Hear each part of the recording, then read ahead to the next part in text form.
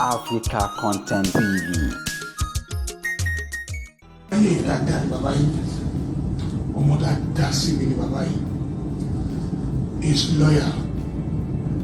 He's been so loyal to where he should be loyal to. Sometimes, nítorí kí ẹ̀yin máa build pride in the lórí òní yẹn pé bàbá yìí is a loyal person. He is never a disloyal and he believes in teamwork. Any other thing after that is secondary. Narratives tó kù ẹ̀yin lè máa change ẹ̀ ti ní bíbí rẹ̀ torí pé bí ṣe ò bá là ọmọ inú ẹ̀ gbọ́dọ̀ là ó ti pave way fẹ́yìn kí ẹ lè change narratives so don't fail him, don't disappoint him.